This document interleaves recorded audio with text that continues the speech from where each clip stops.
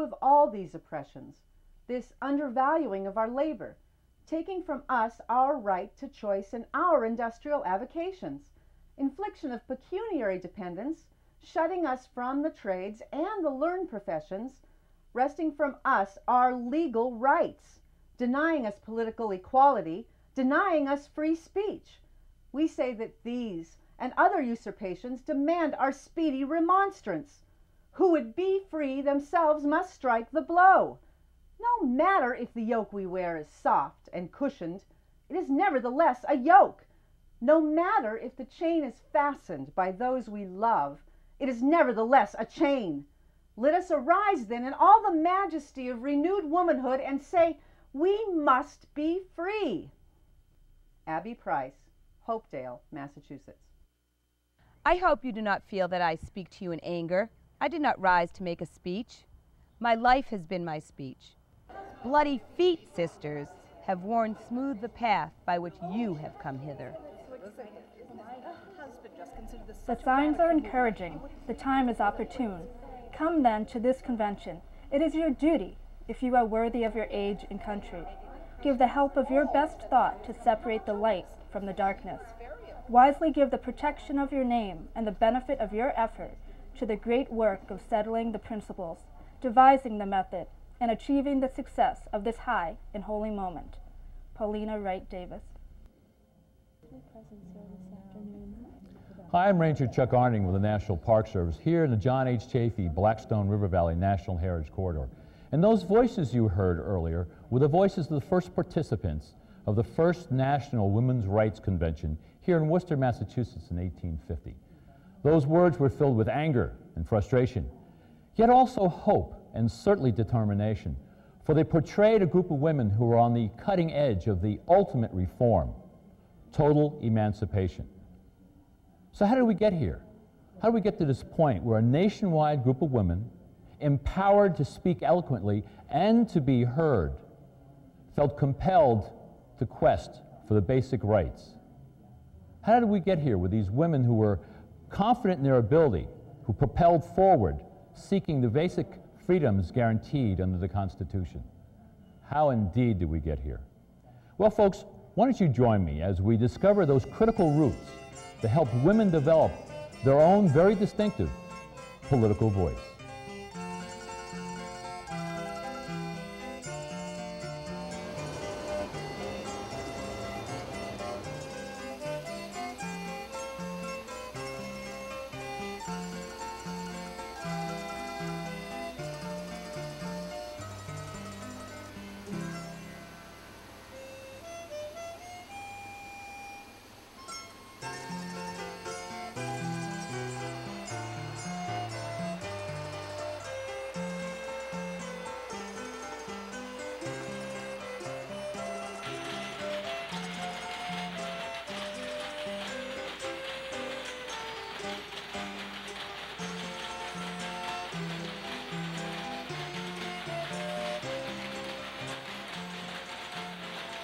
We long for the time to come when a finished education shall be every woman's birthright, when the respect of the other sex shall be her legitimate inheritance, when the woman of any rank will be able to obtain a livelihood for herself or her children, when she shall no longer find herself a tool or a plaything. We would willingly listen to her voice in the religious assembly. Caroline Wells Healy Dahl. That motley gathering of fanatical mongrels, of old grannies, male and female, of fugitive slaves and fugitive lunatics, called the Women's Rights Convention, after 2 days' discussion of the most horrible trash, has put forth its platform and adjourned. The sentiments and doctrines avowed and the social revolution projected involve all the most monstrous and disgusting principles of socialism, abolition, amalgamation, and infidelity. The full consummation of their diabolical projects would reduce society to the most beastly and promiscuous confusion. Reporter, The New York Herald, October 28, 1850. Clearly, not everyone was thrilled with this new role for women. Matter of fact, few felt the women's role was in the political forum the business office, let alone the voting booth.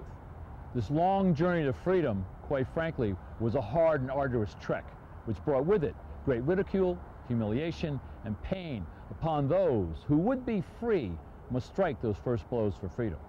So how did we get here?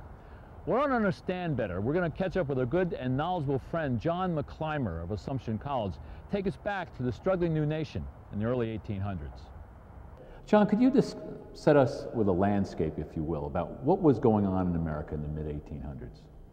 Mid-1800s is a time of enormous change. We like to think we're now living through times of unimagined change, and that no one has lived anything like through the kind of changes that we see.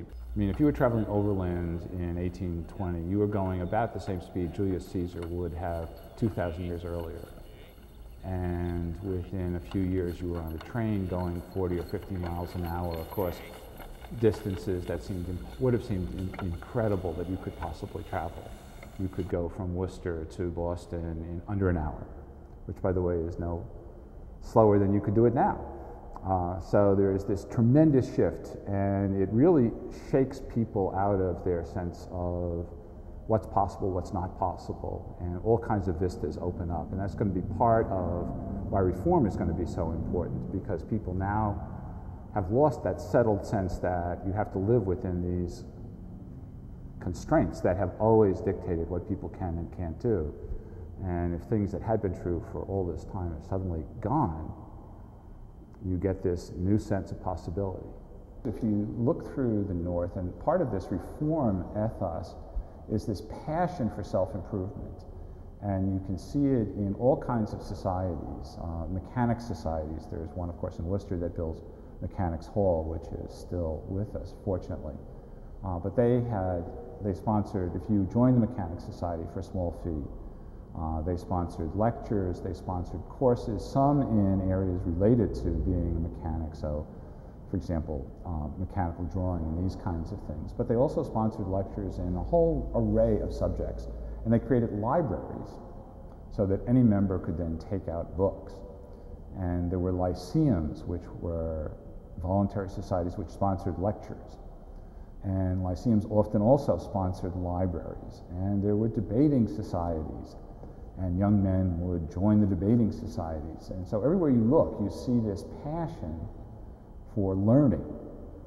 And it's amazingly eclectic.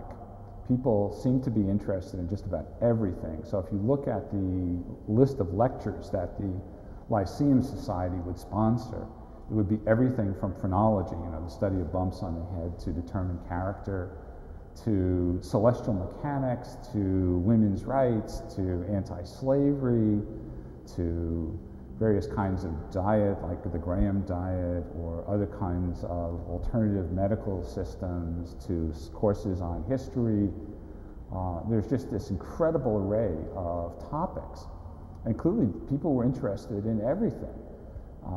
And that's, again, a very big difference between the North and the tremendous current of reform in the North and in the South, where this is really very much missing. But Northerners are really intent on changing the world, starting with themselves. Americans create a very gendered culture through the 19th century, so that almost everything is either masculine or feminine. And one of the gendered ideas starts to be religion. So some historians have written about what they call the feminization of American Protestantism, as the actual day-to-day business of religion becomes part of women's work. And women take over a lot of the fundraising and other sorts of essential, if behind the scenes, church activities. And they'll carry this over into other kinds of reform activities. So if you look at the abolition movement, for example, you'll see that there are all kinds of abolition fairs where women who have been knitting or baking or doing all sorts of traditional female things are then bringing what they've produced to these fairs. People are buying it, the money is being donated to the Anti-Slavery Society. And so there is a kind of natural progression into the events of the day out of the woman's sphere, as it was usually called. I ask no favors of my sex. I surrender not our claim to equality. All I ask of our brethren is that they take their feet from our necks and let us stand upright on the ground which God has designed for us to occupy. One of the fascinating things about history here in the Blackstone Valley, and I would suggest it's probably true throughout the country, is that the issues of the day were hotly debated here in small villages and towns. I like to think of it as national stories told locally. And we're in front of the 1770 Friends Meeting House in South Uxbridge, Massachusetts, a prime example of one of those historic buildings that still functions today and was a site where people would debate these issues. And two women come to mind when we think of the roots of the women's rights movement: Elizabeth Buffum Chase and Abby Kelly. In our quest to tell our national story locally, we're fortunate enough to have two local historians to help us uncover the lives of these remarkable women. In Rhode Island, we have Elizabeth Stevens, who, from Rhode Island Historical Society, who's writing a book on Elizabeth Buffum Chase and her daughter. In Massachusetts, we have Carolyn Howe, a professor at the College of the Holy Cross, who's editing the papers of Abby Kelly Foster. Between these two local historians, we're able to understand the full dimension of the power of these two women in a reform-minded America as they built those skills that would lead to the women's rights movement. I think the thing that is very noteworthy about Elizabeth Buffum Chase is that she was unwavering in her beliefs. She never compromised, and that maybe was a bad thing, but she set an example for people so that by the end of her life she became known as the conscience of Rhode Island. She just never let go. She never gave up on any of her core reform issues. It's very sad to me that she never saw women have the right to vote. I get a feeling of a woman, I get a sense of a woman who is very, very passionate about this cause of abolition. To me, that is one of the things that I just really love about Abby. That here in the 1800s, in the middle of the 1800s, when the Congress is passing legislation like the Fugitive Slave Act that makes it illegal for her and her husband to house runaway slaves in this very house right here. They could be imprisoned and fined for housing fugitive slaves. And yet, abolition is not the only cause she's absolutely passionate about. She wants full equality for black people. You know, she's ahead of her time in that sense. She wants full equality. She wants to get rid of race prejudice. She doesn't just want to get rid of the evil of slavery and property ownership of a human being, which is where many abolitionists were at. She wanted equality. She wanted at the end of segregation. She wanted integrated train cars. She wanted integrated church pews. She wanted integrated lunch counters.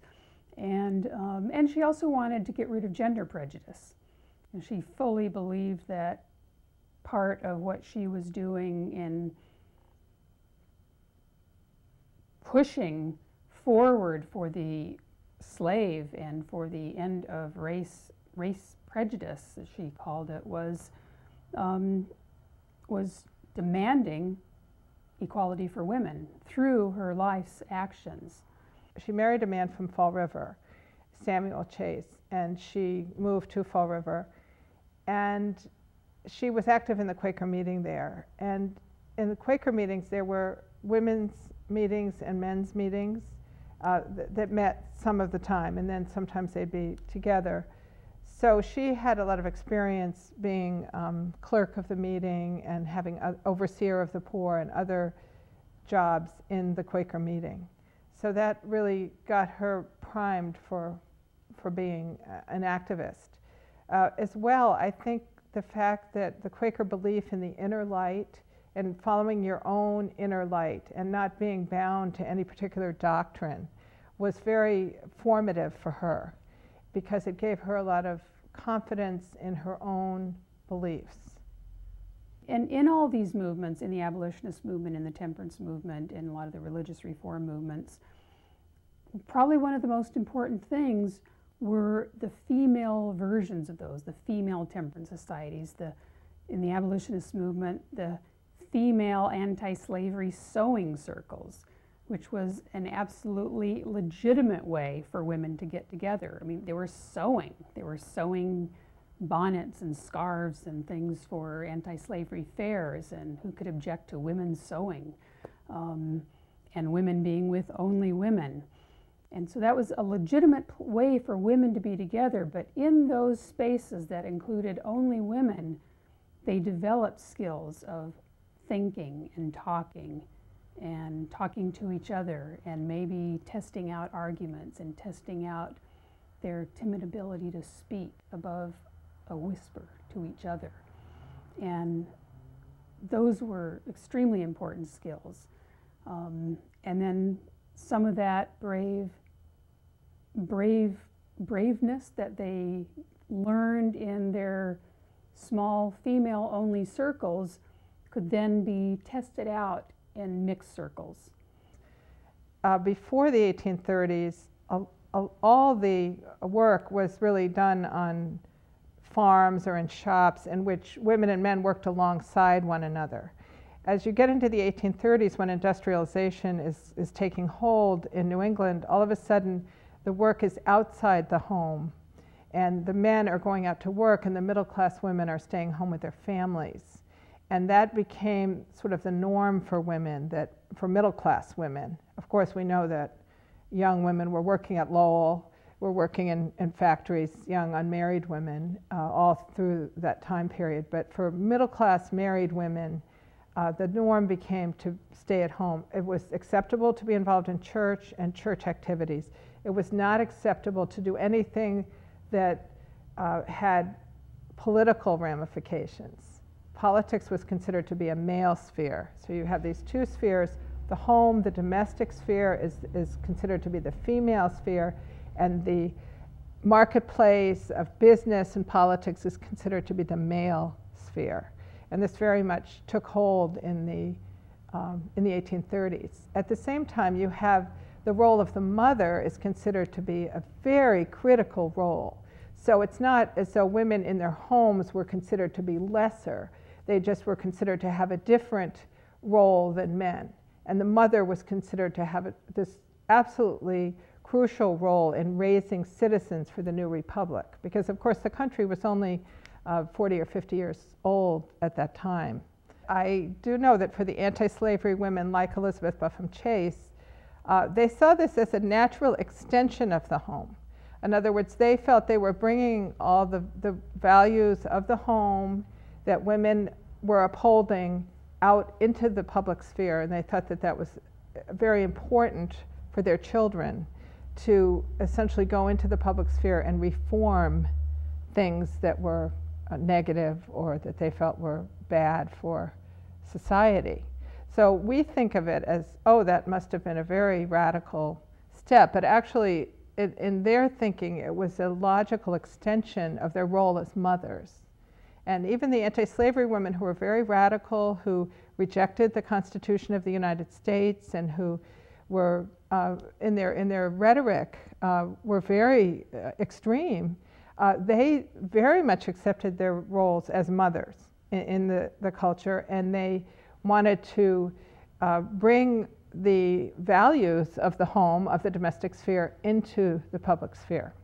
A lot of their rhetoric had to do with slave mothers who couldn't raise their children the way middle-class women in the North could. And so they very much bought into that, those notions of popular culture. It's just that they wanted to bring it out into the public sphere. Hear, hear. Our rights are not recognized as equal. Our sphere is circumscribed, not by our ability, but by our sex. This was an age of public speaking, and women didn't have a public voice. That is, people did not hear a woman speak out loud, as we are doing now, until someone like Maria Stuart or Angelina Grimke comes along, and then an Abby Kelly comes along. And this is something that is enormously important. Think about Daniel Webster, who becomes known as the godlike Daniel because of his oratory. And children study oratory in school. So if you look at the grammar school books, there are speeches which you memorize as a child. And in the margin of the page are the gestures you are to make as you give the "Give me liberty" or "Give me death" speech of Patrick Henry.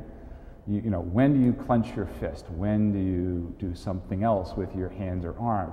That's all part of what you were learning. So this is a society that prizes, more than anything else, the ability to speak in public and to sway people. And it's astonishing for men, and to not a few women, that women during this period achieve this public voice. And so as you read the newspaper coverage of women like Kelly or like Paulina Wright Davis, who will come up from Providence to be the president of the first Women's Rights Convention here in Worcester, the newspapers will, always written by men, will grudgingly admit that so-and-so made an eloquent speech, or will say with some astonishment that the speeches were of a caliber that would do credit to any meeting of men. And if you look at the women who become really prominent, the Lucy Stones, let's say, or the Elizabeth Cady Stantons, they tend to be the ones who give the big speeches. Professor McClymer has given us a wonderful lead-in to a great story that Carolyn Howell tells about Abby Kelly. Abby Kelly, like many of us, is about to take a new job. And she's concerned, does she have the right skills? Is she ready? And in this particular time frame, those are even more significant because there are treacherous times for women to go out and speak publicly. So she writes her good friends, Angelina Grimke and her husband Theodore Weld, both noted abolitionist writers and speakers, seeking their guidance. Well, let Carolyn Howell tell the rest.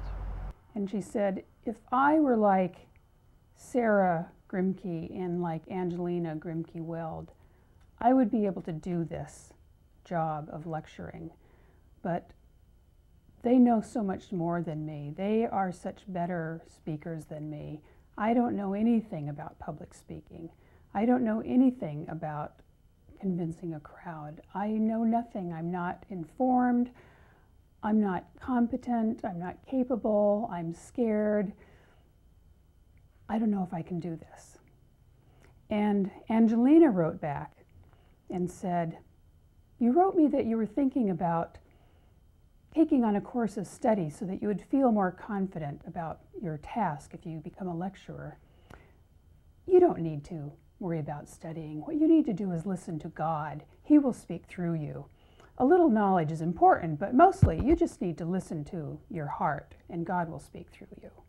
And Theodore wrote her a letter and said, Abby, you're talking about the fact that you haven't studied enough yet. And he almost scolded her. He almost said, shame on you. You need to study. You need to learn everything you can. You need to read everything there is. You need to think. You need to plan out your arguments and anticipate all the challenges you're going to get and be able to answer every argument that you can possibly get. So she got two very different answers. One is listen to your heart, and one is know everything you can possibly know. Anticipate all the objections you will possibly get. And essentially, Abby listened to both. So when she went out as a lecturer, she was so well prepared. She read everything she could possibly read so that she was aware of the political and social and economic and legal aspects of slavery so that she could argue down any heckler or any well-informed pro-slavery lawyer in the audience or anyone who challenged her. But she also spoke from the heart. And one of the ways she did this was to try to place herself in the position of a slave woman. And she would actually imagine that she was a slave woman and her child was being ripped from her arms.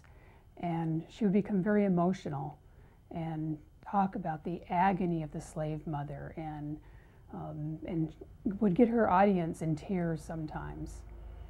And then she would make the plea for a donation to the cause and was usually very successful.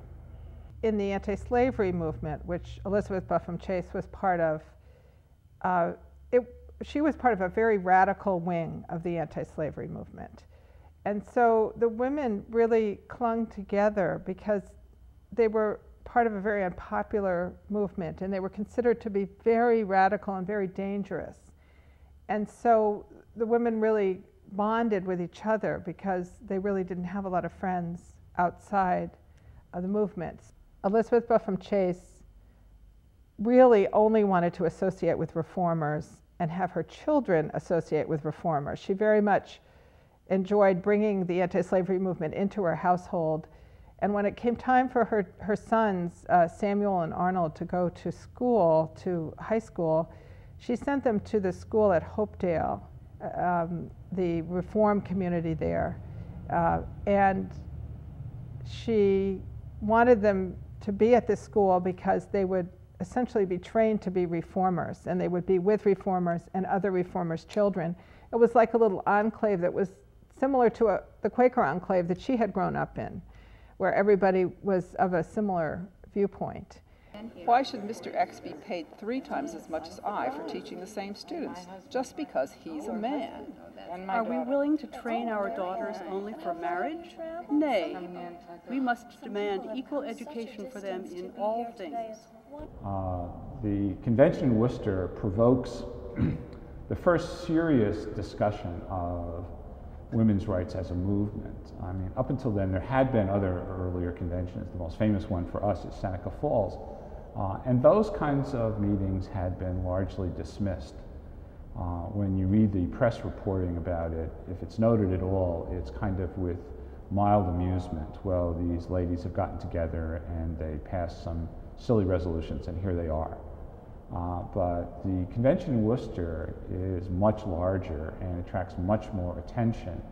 And so its friends take it as very important, and the enemies do too, and you can tell by the venom with which they start to discuss it.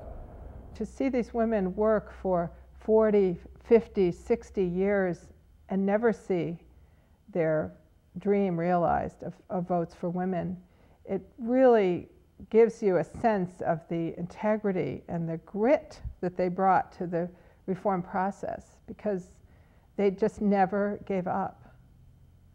And I think it's very noteworthy that they never stood in a voting booth. And I think of them every time I do go in a voting booth, because I don't want to take for granted this right that many women worked so hard to, and men worked so hard to achieve.